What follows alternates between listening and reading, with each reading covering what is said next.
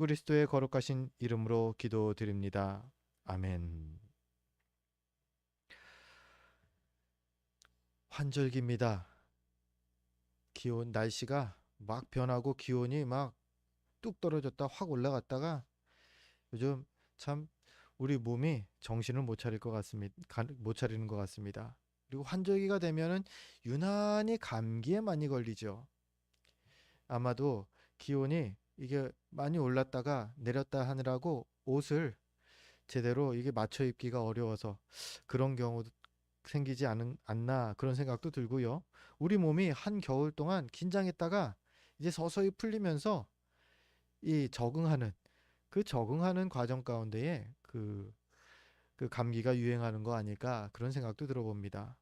실제로 제 주변에도 지난 한 주 동안 그 독감 걸리신 분이 계셨고요. 코로나 확진된 분도 계시더라고요. 뭐 코로나 요즘은 그 뭐 의무로 격리가 아니라 권고사항 그렇다고 하더라고요.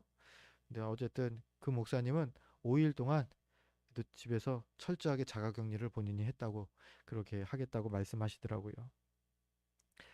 환절기여서 우리 면역도 약해지고 여러 가지 이유로 이 감기가 유행합니다. 그런 생각이 들었습니다. 아, 변해서 그렇구나. 계절이 변하고 기온이 변하고 날씨가 변하느라 이렇게 감기도 많이 생기는구나. 뭔가 변한다는 거는 쉽지가 않다는 그런 생각을 했습니다. 그리고 변화에는 어려움이, 아픔이, 또한 통증이 또 따라오기 마련이다. 그 생각도 듭니다. 뭐 가정에 자녀가 생긴다. 얼마나 경사스러운 일입니까? 그런데 그게 그냥 자연스럽게 생깁니까? 아니요. 누군가는 출산의 고통을 감내해야 하고요. 또 가정이 그 자녀를 양육하는 그 수고를 다 감수한다라는 그런 의미이기도 하죠. 이사를 한다. 또 직업을 이직을 한다. 직장을 옮긴다. 쉽습니까? 아니요. 상당히 어려운 일입니다. 새로운 환경에 적응해야 하는 그러한 그 긴장감 때문에 몸살도 많이 나죠. 변화라는 것은 그렇습니다. 그래도 겨울이 지나고 봄이 된다거나 또 더 나은 환경으로 이 변한다는 것은요. 뭐 이러한 성장의 통증을 충분히 감수할 만한 이유가 될 것 같습니다. 신앙, 신앙이란 것도요. 이런 변화의 연속입니다. 믿음의 씨앗이 심겨지고 새싹이 그 싹이 나고 그 나무로 쑥쑥 자라서 나무가 되고 그리고 아름드리 그 열매를 맺고 이게 우리 신앙이 점점 변하면서 우리가 지향해야 할 모습인 거죠. 그런데 이것보다도 더 처음이 있습니다. 씨앗, 우리 신앙의, 우리 믿음의, 우리 심령의 믿음의 씨앗이 심겨지는 것, 그 이전에 아무것도 없던 상태가 있다라는 겁니다. 씨앗조차도 없던 상태. 아무것도 아닌 우리에게 하나님께서 무한한 은혜가 담긴 믿음의 씨앗이 심겨진 것이죠. 그리고 그걸 가능하게 한 것이 바로 복음입니다. 그 십자가의 복음. 그래서 복음은요, 우리의 본질을 변화시킵니다. 반대로요, 사단은요, 우리의 이 새 생명을 위한 변화를 방해하려고 우리를 속입니다. 그 속임수는요, 지금도 아주 많지만요, 처음 에덴 동산에서부터 그 속임수가 시작되었다라는 것입니다. 원래 우리 인간의 상태가 어떻습니까? 하나님께서 우리를 창조하실 때는요, 하나님께서 말씀하십니다. 하나님의 형상대로 창조하셨다라고요. 이 말은 뭐냐면요, 하나님을 닮아서 선을 추구하는 마음이 가득했고요, 의롭게 살려고 했고요, 그리고 거룩한 존재로서 하나님 앞에 날마다 설 수 있는 존재였다라는 겁니다. 그게 원래 인간의 모습이었죠. 그런데 거기에 사단의 속임수가 들어옵니다. 그 사건이 바로 선악과를 우리가 따먹게 된 그 사건이죠. 사단이 하와에게 찾아와서 그 유혹합니다. 어떻게요? 참, 이 열매를 먹으면 너가 하나님처럼 될 것이야. 하나님처럼 된다라는 그 말에 하와가 그 선악과를, 항상 보던 선악과를 다시 보니까 보암직도 하고 먹음직도 하더라는 겁니다. 그래서 아담과 함께 그것을 딱 먹게 되죠. 흙으로 된 존재, 흙으로 빚어진 존재가 우리 아닙니까? 흙으로 된 존재가 감히 하나님처럼 되려고 했다라는 겁니다. 여기에 미혹돼서 진노의 자녀가 되는 길을 선택한 것이 바로 첫사람 아담, 하와, 그리고 우리들인 것이죠. 사탄이 이렇게 속입니다. 하나님처럼 될 거다? 아니, 흙으로 빚어진 피조물이 어떻게 하나님이 됩니까? 그런데 사탄은 이렇게 속인다는 겁니다. 불가능한 걸 가능하다라고 하면서 속입니다. 또 해서는 안 되는 일을 해도 된다라고 말하면서 속입니다. 특히 성도들에게는요, 하나님의 뜻을 왜곡하면서 속이죠. 하나님의 뜻이 그게 아니야. 야, 너 하나님 믿잖아. 하나님 뜻 그게 아니야. 다시 창세기로 돌아가서요. 하나님께서 아담에게 어떻게 말씀하십니까? 선과 악을 알게 하는 나무의 열매를 동산 중앙에 두시면서 아담에게 경고하십니다. 이 열매를 먹는 날에는 반드시 죽으리라. 반드시 죽을 것이야 라고 말씀하죠. 그러니까 하와가 그것을 전해 듣는데 세월이 어느 정도 지났는지 모르겠어요. 수십 년, 수백 년 지났는지 한참 지났는지 하와는 아담이 전해줄 말을 좀 다르게 알고 있습니다. 하나님이 말했어. 이 열매를 먹으면 죽을까 하노라. 죽을지도 모른댔어. 사단은 그러자 딱 단호하게 말합니다. 절대 죽지 않는다. 이거 먹으면 하나님처럼 되니까 하나님이 먹지 못하게 한 거지. 너네 죽지 않아. 여러분, 사단의 속임수가 보이십니까? 그 속임수에 보암직도 하고 먹음직도 한 그 욕심이 침투해서 첫사람 아담은 범죄하게 되죠. 그리고 우리는 그 사건으로 인하여서 죄와 사망이 들어온, 죄와 사망으로 인하여서 타락한 본성을 갖게 되었죠. 죄와 사망으로 인하여서 타락한 본성, 그것이 2절 본문에 나온 내용입니다. 우리 2절과 2절과 3절 말씀을 같이 함께 쭉 읽어보겠습니다. 그때에 너희는 그 가운데에서 행하여 이 세상 풍조를 따르고 공중의 권세 잡은 자를 따랐으니 곧 지금 불순종의 아들들 가운데서 역사하는 영이라. 전에는 우리도 다 그 가운데서 우리 육체의 욕심을 따라 지내며 육체와 마음에 원하는 것을 하여 다른 이들과 같이 본질상 진노의 자녀이었더니. 아멘. 예. 타락한 인류의 본성을 어떻게 표현합니까? 본성이 진노의 자녀다. 즉 하나님의 진노를 받은 자녀들이다. 그래서 어떻게 삽니까? 어떻게 행동합니까? 이 세상의 풍조를 따르는 쪽으로 항상 흘러간다라는 거예요. 공중의 권세 잡은 자, 즉 사탄을 따른다라고까지 말합니다. 불순종의 영으로 가득 차 있다. 그래서 어떻게 산다고요? 3절에 보니까 육체와 마음이 원하는 것을 쭉 따라 살더라.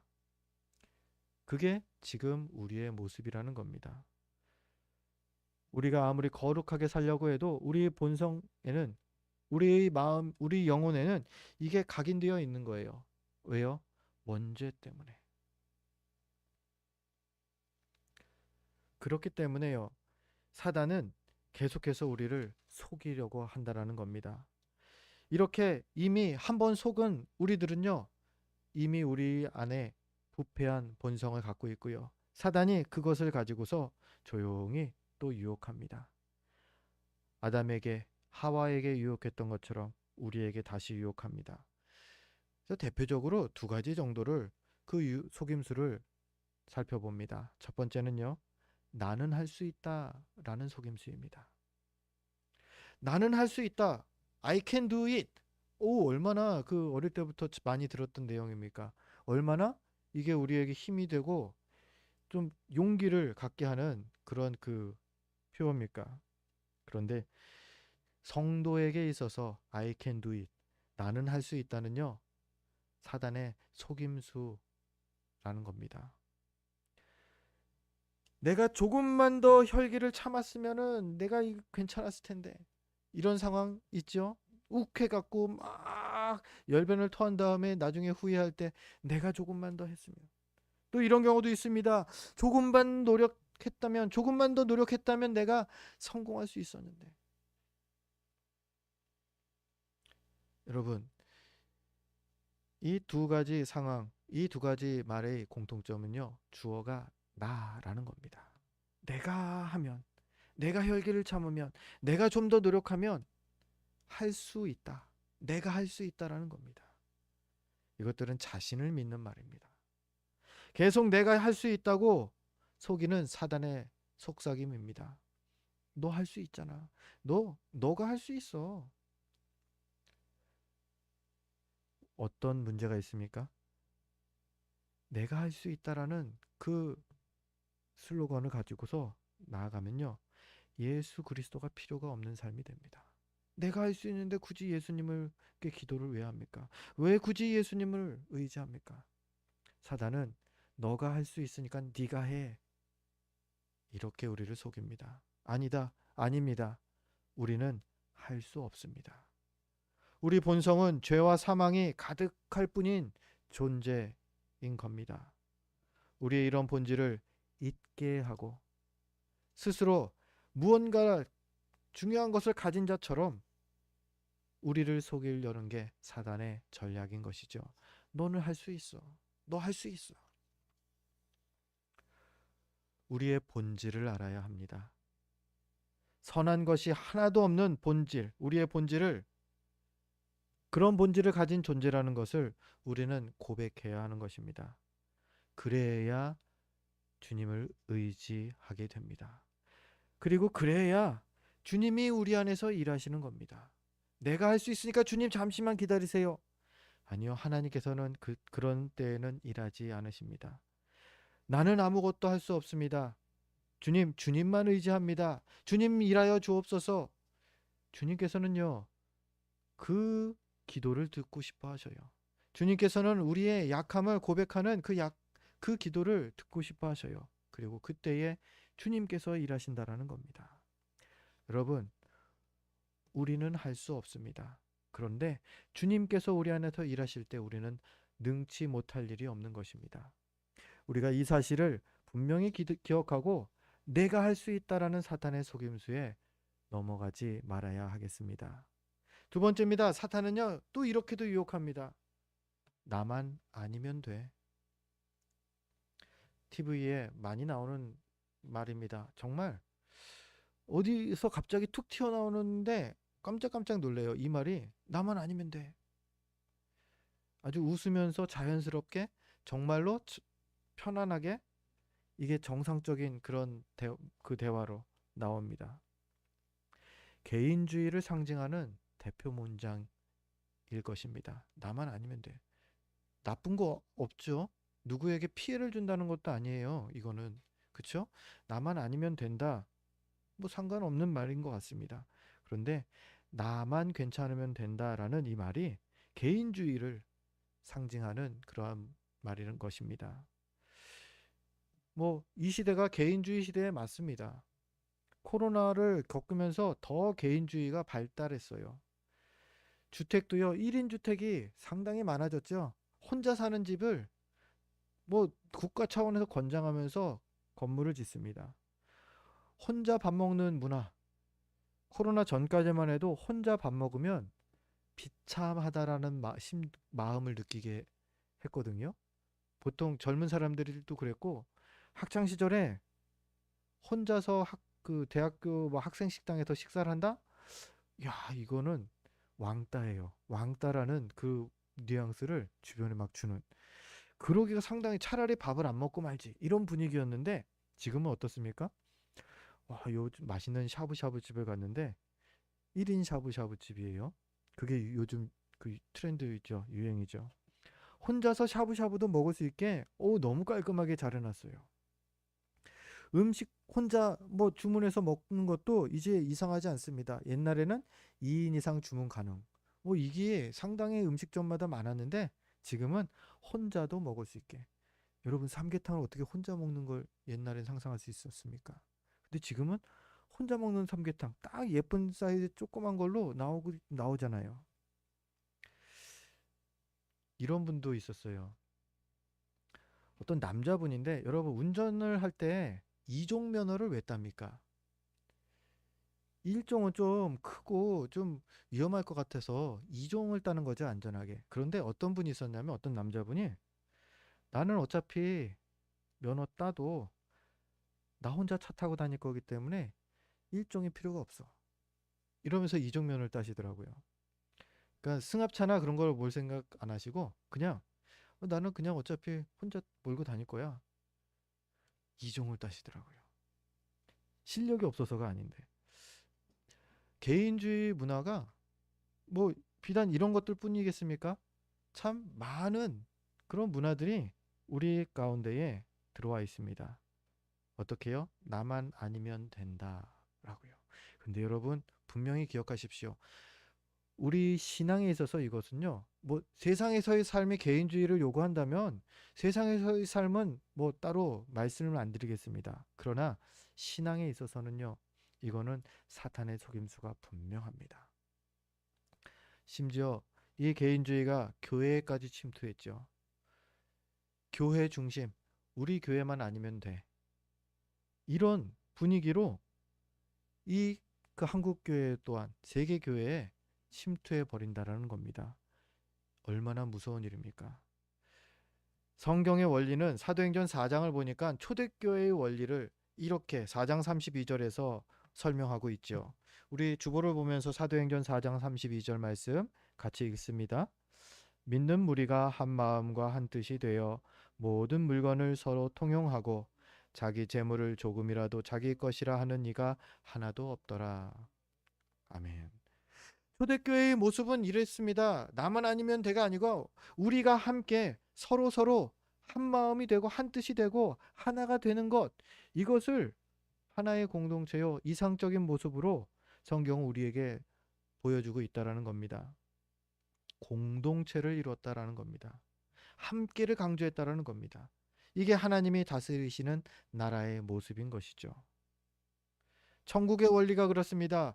이웃 사랑이라고 했지 나만 사랑이 아니라는 겁니다. 나눔을 성경이 우리에게 권면하지 내 것만 모으라고 하지 않습니다. 용서하라고 하지 남이 어떻게 살든지 관심 갖지 말아라고 하지 않습니다. 성경은 우리에게 하나 되라고 하지 그냥 동떨어져서 살라고 하지 않습니다. 말하기는 우리가 함께 이런 천국의 모습을 이뤄가도록 우리 모두가 힘써야 하겠습니다. 그리고 이런 모습을 예수님께서 먼저 우리에게 본으로 보여주셨죠. 우리를 죄와 사망에서 구하신 사건, 그 사건에 바로 이 함께를 통해서 이루신 것입니다. 5절 말씀인데요. 우리 5절 말씀도 함께 한번 읽어보겠습니다. 허물로 죽은 우리를 그리스도와 함께 살리셨고 너희는 은혜로 구원을 받은 것이라. 아멘. 이렇게 허물로 이미 죽었던 우리를 하나님께서 살리셨다 말합니다. 어떻게요? 그리스도와 함께 우리의 영혼이 다시 살아나게 된 것입니다. 우리의 과거의 신분은요 하나님 앞에 친자식도 아닌 버림받은 피조물일 뿐이었습니다. 더군다나 원수에게 속한 존재, 즉 본질상 진노의 자녀라고까지 일컬어지는 칭해지는 그런 존재일 뿐이었다라는 겁니다. 그런데 하나님께서 이렇게 원수되었던 우리에게 새 생명의 은혜를 주신 것이죠. 어떻게요? 그리스도와 함께. 예수 그리스도를 믿음으로 그 마음에 그리스도를 영접했을 때 십자가 보혈의 공로로 새 생명을 얻게 하신 것입니다. 6절에 이런 말씀이 있습니다. 또 함께 일으키사 그리스도 예수 안에서 함께 하늘에 앉으시니, 함께를 계속 반복하시네요. 예수를 믿고 예수와 함께하는 모든 이들에게 새 생명의 빛을 주신 것입니다. 더 이상 죄와 사망의 어둠에 갇혀있지 않아도 되는 존재가 된 것입니다. 이렇게 우리는 그리스도와 함께여서 살아난 것입니다. 그리스도 없이 나는 할 수 있다 하면서 내가 혼자서 구원을 힘써 달려간다, 안 된다라는 겁니다. 성경은 분명하게 선언합니다. 그리스도와 함께여서 살아가는 것이다. 그리고 함께 이제 우리는 주님의 나라에까지 들어가게 될 것입니다. 예전에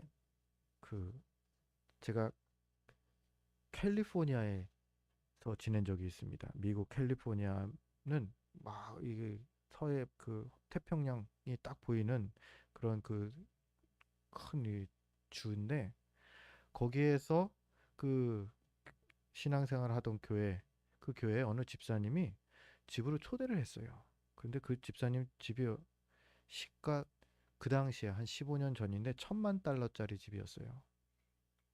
100억, 우리나라 돈으로 한 120억이 $10,000,000인데 지금은 많이 올랐겠죠. 한 150억 이상 되겠죠. 비싼 집이라 와, 좋더라고요. 거기에 아시는지 모르겠어요. NBA에 옛날에 코비 브라이언트라는 사람이 있었는데 수백억 연봉을 받는 사람이에요. 그 사람도 마을에 산다고 하고 아주 유명한 고가의 집이었습니다. 실내 엘리베이터는 기본적으로 엘리베이터가 있고요. 당구장 있는 방, 헬스장으로 만든 방, 그리고 여러분 야외에서 온천 해보셨죠? 그게 집 안에 있어요. 집 안에 온천이 있는데 거기에 딱 앉으면 저기 해변이 보이는 실외에, 야, 집이 이렇게 좋아도 되나 할 정도로, 거실은 뭐 엄청나게 크죠. 거기를 들어가려면요, 먼저 입구를 들어와야 돼요. 그 마을 자체가 아주 고가의 동네이기 때문에 아무나 못 들어오게 담을 쌓아놓고 철문으로 딱 닫아놨습니다. 그리고 거기에 보안 요원이 있어요. 아무나 뭐 때문에 왔습니다, 안 그래요. 그런데 주인이 운전하고 제가 옆에 딱 타고 있었는데 주인이 같이 있으니까 들어가더라고요. 주인이 어디 왔습니다, 그러니까 인사도 하고 가면서 들여 보내주는 거예요. 드리고자 하는 말씀은 그겁니다. 주인이 함께 있으면 된다라는 거예요. 우리의 인생의 주인이 누구십니까? 우리 영혼의 주인이 누구십니까? 저 하나님 나라의 주인이 누구십니까? 하나님 아닙니까? 우리 주님 아닙니까? 주님이 우리와 함께 하시면요, 이 땅, 이 인생의 모든 여정도 능히 감당할 수 있을 뿐만 아니라요, 저 하나님 나라, 당연히 주인 되시는 주님이 함께 계시는데 그냥 들어갈 수 있다라는 거예요. 예수님께서도 이 사실을 요한복음 14장 6절에서 말씀해 주시죠. 이렇게 기록되어 있습니다. 내가 곧 길이요 진리요 생명이니 나로 말미암지 않고는 아버지께로 올 자가 없느니라. 재물이 아닙니다. 우리의 인격, 훌륭한 인격이 아닙니다. 열심이 아니에요. 우리의 성공이 아닙니다. 우리는 어떤 것으로도 천국에 갈 수 없습니다. 오직 주인 되시는 주님과 함께여야만 우리가 천국에 들어갈 수 있다는 겁니다. 바라기는 우리의 삶과 그 이후까지 항상 이 그리스도와 함께하는 복된 성도님들 되시기를 소망합니다. 이제 7절을 보면요, 우리에게 새 생명, 이러한 생명을 주신 분명한 목적이 기록되어 있습니다. 우리 7절 말씀 같이 읽겠습니다. 이는 그리스도 예수 안에서 우리에게 자비하심으로써 그 은혜의 지극히 풍성함을 오는 여러 세대에 나타내려 하심이라. 아멘. 오는 여러 세대에 나타내려고 하신다. 그게 우리에게 새 생명을 주신, 우리를 하나님의 자녀 삼은, 주님과 함께하는, 동행하는 주님의 백성 삼은 이유다 말씀하십니다. 한마디로요, 증인이 되는 것입니다. 그것도 우리 세대에서뿐만이 아니라요, 다음 세대, 또 그 다음 세대까지 주님이 다시 오실 그날까지요, 복음의 증인이 되라는 말씀인 것이죠. 그럼 어떻게 우리가 증인이 돼야 될까요? 예, 나가서 예수 믿으세요 전하는 거, 예, 그것도 방법입니다. 근데 마태복음 5장 16절에서는요, 예수님께서 삶 가운데의 증인이 되는 방법을 이렇게 말씀하시죠. 우리 주보를 보면서 마태복음 5장 16절 함께 읽겠습니다. 이같이 너희 빛이 사람 앞에 비치게 하여 그들로 너희 착한 행실을 보고 하늘에 계신 너희 아버지께 영광을 돌리게 하라. 아멘. 무엇으로 우리가 증인이 되라고요? 우리의 착한 행실로, 선행을, 우리 선을 행함으로 하나님께 영광을 돌릴 수 있다는 겁니다. 우리가 받은 생명의 빛을 세상에 비추는 것입니다. 바로 착한 행실로, 선행을 통해서요. 이제 말씀을 정리합니다. 우리는 그리스도와 함께 살아났고요, 또 살아가고 있는 그리스도인들입니다. 주님과 함께하는 것, 이것이 우리가 하나님께 받은 큰 은혜라는 것을 기억하시기 바랍니다. 그리고 그 은혜를 흘려보내는 것, 그것이 또 우리에게 맡겨주신 사명인 것입니다. 근데 문제가 있죠. 사람들에게 복음을 전하는데요, 하나님을 알지 못하는 이들이 있다는 겁니다. 로마서 10장 14절이 그 사실을 말하지요. 이렇게 기록되어 있습니다. 그런즉 그들이 믿지 아니하는 이를 어찌 부르리요? 듣지도 못한 이를 어찌 믿으리요?